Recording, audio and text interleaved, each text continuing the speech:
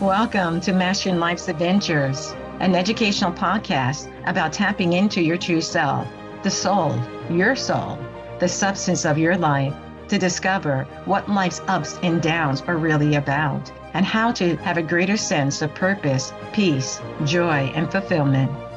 I am Dr. Judith Holder, your host, coach, psychologist, fellow seeker who enjoys diving into the connections between spirituality, psychology, wellness, and your everyday life's adventures. All preparing and polishing you like the facets of a magnificent diamond to be your best self. If you're craving more from your life, you are in the right place. Come, let's journey together and transforming what you know into who you really are. Mastering Life's Adventures begins now. Have you ever reached a season in life where nothing is obviously falling apart, but something inside you feels unsettled, disturbed? You may have responsibilities, people who need you, work to do, relationships to tend to, and life that from the outside looks mostly steady. But quietly underneath all that, there is a restlessness you cannot quite explain. It may not feel like crisis. It may not even feel like unhappiness. It may feel more like an inner stirring, a sense that something in you is asking, is this still the life I am meant to keep living in this same way? Why am I feeling this way? Shouldn't I be grateful? Why can't I just be content? What if that restlessness is not ingratitude? What if it's a soul signal? What if the deeper part of you, the part that belongs to God, is trying to get your attention? Hi, I'm back for another key to soul progress, which is learn to read midlife restlessness as a soul signal before it becomes resentment, regret, numbness, or escape. This is important because restlessness is often misunderstood. Sometimes we dismiss it and say, I'm just tired. Sometimes we judge it and say, something must be wrong with me. Sometimes we act on it too quickly and try to change everything on the outside before we understand what is being revealed on the inside. It may be the soul saying, pay attention. Something is shifting. Something is complete. Something is unfinished. Something in your life is no longer carrying the same spiritual substance it once had. This episode is not about abandoning your life. It is not about making impulsive decisions. It is not about calling every uncomfortable feeling divine guidance. It is about discernment. It is about asking, what is the soul trying to reveal? What is God asking me to notice? Where is Christ calling me to walk more honestly, more lovingly, more courageously, more faithfully? Because at midlife, restlessness can become one of two things. It can become a doorway into deeper soul truth, or it can become a stumbling block that hardens into resentment, regret, distraction, or spiritual dullness or numbness. So today we are going to look at restlessness through 4 soul signals. And I call them sign, stirring, irritation, grief, nudge, sign, S-I-G-N. These four signs can help us understand what restlessness may be doing to the soul, in the soul, around the soul.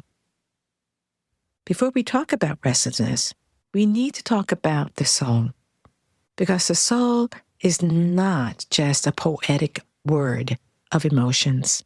The soul is not simply your personality, your preferences, your memories, or your moods. The soul is the living spiritual center of your journey. It is the part of your nature that comes from God and is meant to grow and go back toward God. It is the spiritual substance within you that carries divine longing, divine memory, divine accountability, and divine potential. There is a spark within the soul that knows it was not created merely to manage the outer life. It was created to evolve, to love, to learn, to serve, to overcome, to forgive, to grow in wisdom, to grow in truth, and to return to the Creator. This is why Jesus Christ is so central to the path. He does not simply show us how to behave better. He reveals the way back to God. He shows the soul how to walk the path of love, surrender, humility, courage, forgiveness, obedience, and union with the Father. When Jesus says, "Follow me," he is not only giving a religious instruction, he is revealing a path of return. The soul learns to walk back to God by learning to live with the higher nature, not merely the human personality. In spiritual language, we might speak of the higher self, the Christ within, or the mighty I Am presence, the divine presence of God that is above us, within us, and calling us upward. And this is why midlife can feel so intense, because midlife often asks a deeper question. What is the substance of my life now? Not just what do I own, not just what have I accomplished, not just who needs me, but what is my life actually made of? Is it made of love or obligation? Truth or avoidance? Faith or fear? Service or over-functioning? Just think of these things. Reflect on it. Is my life made of alignment or performance? Prayer or pressure? God's guidance or other people's expectations? This is where restlessness begins to matter, because sometimes restlessness appears when the substance of your outer life no longer matches the direction of your soul. You may still be doing good things. You may still be fulfilling responsibilities. You may still be loving people. But somewhere inside, the soul says, there is more truth needed here. There is more God needed here. There is more courage needed here. There is more alignment needed here. And Clara knows this feeling. She may not call it a soul signal at first. She may call it boredom. She may call it fatigue. She may call it moodiness. She may call it a strange sense of sadness. She may say, I do not know what is wrong with me. The question is not what is wrong with me. Perhaps the question is, what is trying to awaken in me? That is where we begin. The first sign is stirring. Stirring. The soul often stirs before the mind understands. That is important to know. Many people want clarity immediately. They want the full answer, the full direction, the full explanation. But soul movements often begin quietly. They begin as an inner disturbance, an ache, a question, a longing, a sense of something is shifting, something more is needed. Stirring is not always dramatic. It may sound like, for example, I want my life to mean more. I do not want to keep moving through the same patterns, the same habits, the same themes. I feel called to something, but I don't know what it is. It may sound like I'm grateful, but I am not fully at peace inside me. It may sound like I am tired of being useful, but not truly alive inside. I want to hear God more clearly, or I want to live from my soul, not just my schedule.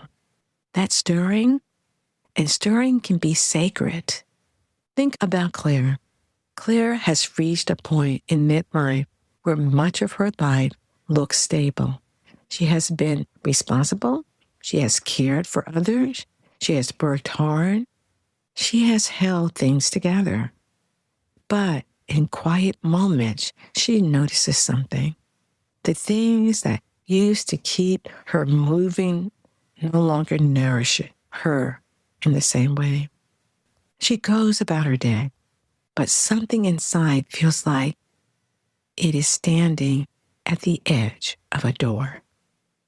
She is not trying to be ungrateful. She is not trying to reject her life. She's not trying to create drama. But her soul is stirring. And because she does not know what to do with that stirring, she starts questioning herself. Maybe I need a vacation. Maybe I am being selfish. Maybe I should just pray harder and stop thinking about it. But the stirring remains. This is where many women silence the soul too quickly. They dismiss the stirring because it is inconvenient. They spiritualize it away because they think a faithful person should not feel unsettled. Or they bury it under more activity. But the stirring is often the first whisper. The soul whispers before it disrupts. And when the whisper comes, the task is not to panic. The task is to listen. What is stirring in me? What is asking for life? What feels complete? What no longer carries the same grace? What truth have I outgrown but avoiding? Where might God be calling me into deeper alignment? These are all the questions that need to be looked at, explored, meditated on. Stirring does not always mean change everything. Sometimes stirring means wake up inwardly. Sometimes it means return to prayer. Sometimes it means tell the truth. Sometimes it means let God show you what has been hidden beneath your busyness. This is the first soul signal. Not crisis, not collapse, stirring. The second sign is irritation. When stirring is ignored, it often becomes irritation. This is where restlessness begins to show up in everyday life. Claire may notice that she is more impatient than usual. She may react more sharply. She may feel tired of conversations she once tolerated. She may feel bothered by requests that used to seem normal. She may feel emotionally crowded or drained. And because she is a thoughtful woman, she may judge herself. It must be something about me. Or why am I so irritated? Why am I reacting like this? Why does everything feel heavier than it should? But irritation is not always the real issue. Sometimes irritation is the surface symptom of a deeper soul friction. It may be the sound of the soul rubbing against old pattern. For example, think about Rebecca. Rebecca has spent years keeping peace in her relationship. She knows how to smooth things over. She knows how to avoid the hard conversation. She knows how to say, it's fine, even when it's not fine. But lately, the same small comments bother her more than they used to. A casual dismissal, a familiar tone, a conversation where she feels unheard. Something in her tightens. And at first she thinks, why am I so sensitive? But if Rebecca listens more deeply, she may discover that the irritation is not only about this one conversation, it is about a pattern. Her soul is tired of calling silence peace. Or think of Suzanne at work. Suzanne is competent, thoughtful, capable. She knows how to contribute, but over time, she has learned to measure her words, soften her insights, hold back her voice so others will not feel challenged or uncomfortable with her points of truth. Then one day in a meeting, she feels irritated when someone repeats an idea she has been quietly carrying for months. She feels the heat rise in her body. But beneath the irritation is a question. Why did I keep shrinking my voice? The irritation is not just about the meeting, it's about the soul's need for courage. This is why we must be careful with irritation. Not every irritation is divine guidance. Sometimes irritation is fatigue. Sometimes it is ego. Sometimes it is an old wound. Sometimes it's pride or impatience or control. But sometimes irritation is a soul signal. It asks us to go beneath the reaction. What truth is trying to rise? Where have I confused niceness with love? Where have I confused silence with peace? Where have I confused duty with God's direction? This is where Christ becomes our guide. Jesus did not live from reaction. He lived from alignment with the Father. When irritation appears, we do not immediately obey it. We bring it into prayer. We let the Christ within examine it. We ask God, what is this really showing me? Because the soul does not need us to become reactive. The soul needs us to become awake.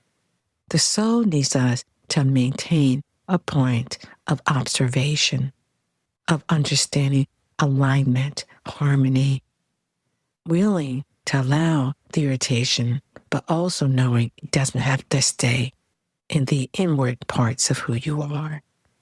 And the third sign is grief.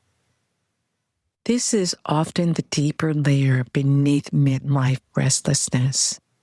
Many people are surprised by this, but sometimes restlessness is not only about wanting what is next. It is about finally feeling what was postponed, denied, buried, or left unlived.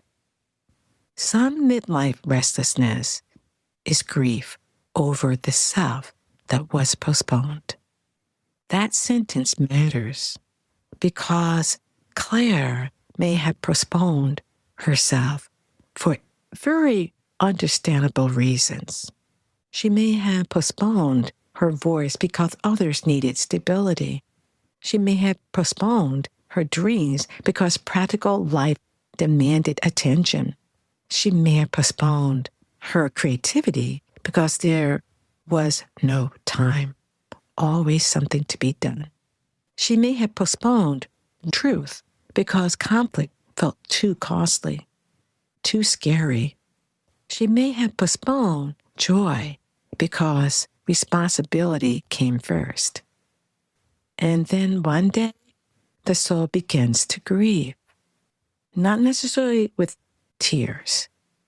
Sometimes grief sounds like, I don't know where the years went.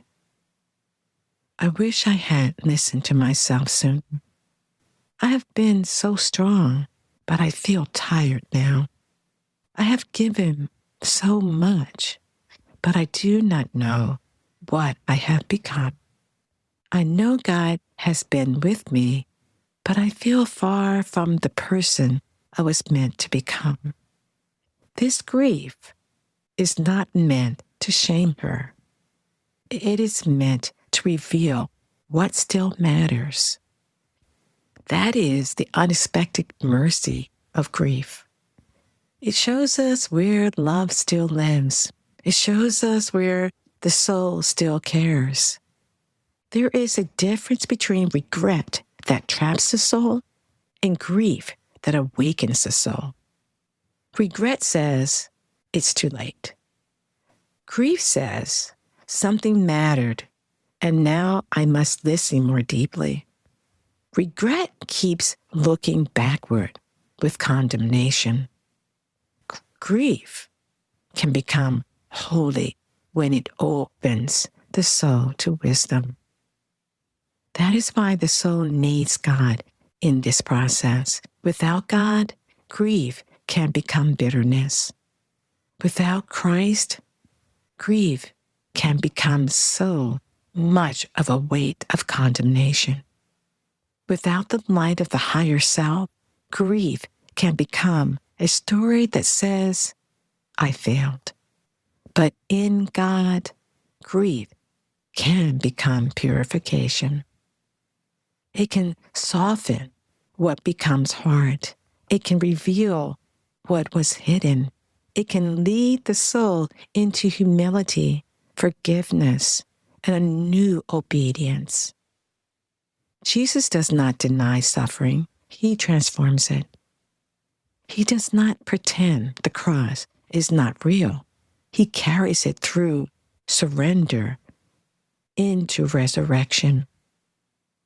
That is the pattern of the soul. There are moments when the soul must look honestly at what has been painful, delayed, or lost. It's not to stay there, but let in the light of God's grace and redemption. So when Claire feels grief beneath her restlessness, she does not need to run from it. She can ask, Lord, what is the grief trying to teach me? What part of me have I left behind? What needs forgiveness? What needs release? What is asking to be restored? The soul is not helped by denial. Denial only creates a prison for the soul. The soul grows through truth held in the presence of God. That is why grief can become a doorway. Not because grief is easy, but because grief, when surrendered to God, can lead the soul back to what is real. The fourth sign is nudge. This is where restlessness begins to become direction. After the stirring, after the irritation, after the grief, there may be a nudge. And the nudge is often quieter than we expect. Many people want divine direction to arrive dramatically. They want certainty. They want God to make the whole path unmistakable. But often, the soul receives a next faithful step.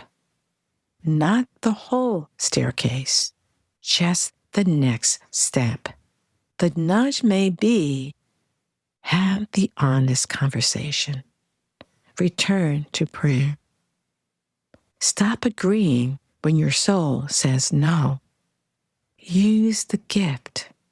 Repair the relationship. Release the role.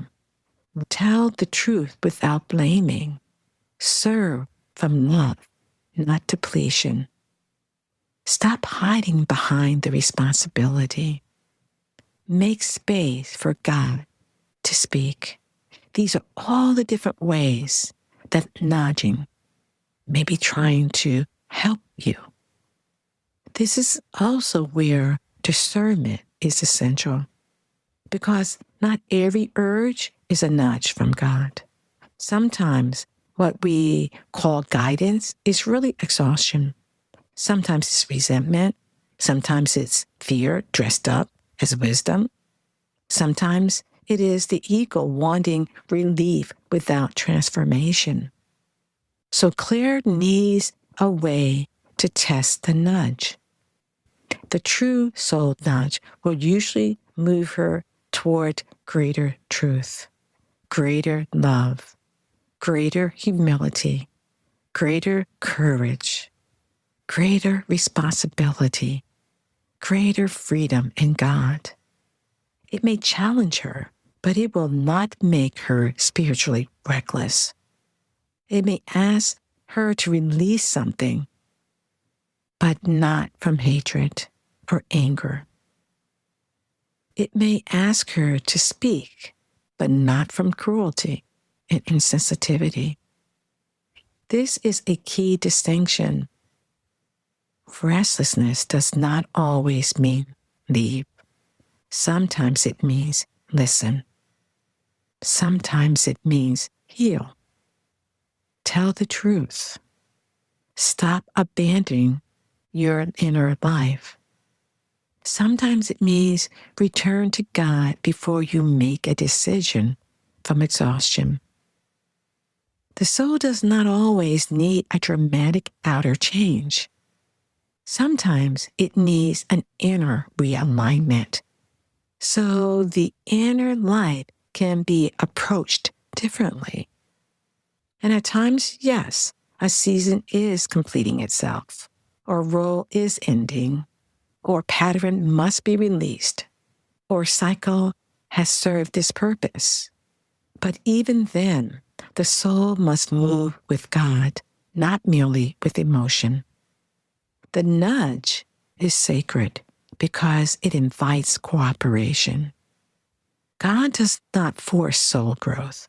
The soul has free will, and it has to elect to make the choice, to move forward in God's nudgings. The irritation reveals friction. The grief reveals what mattered. The nudge invites movement. Will I respond? A beautiful biblical example is Mary and Martha. Martha is often treated too harshly when the story is told, but Martha is very relatable. She is serving. She is working. She is trying to manage the needs. She is carrying responsibility. Many midlife women understand Martha. They understand what it is to look around and see what needs to be handled. They understand being the one who notices, organizes, prepares, remembers, follows through, and carries the weight. Martha is not careless. She is not lazy. She is not indifferent. She is burdened. And that is the key. She is serving, but she is troubled. Mary, on the other hand, sits at the feet of Jesus and listens. Jesus does not say Martha's service was no value, but he does point her toward the deeper issue.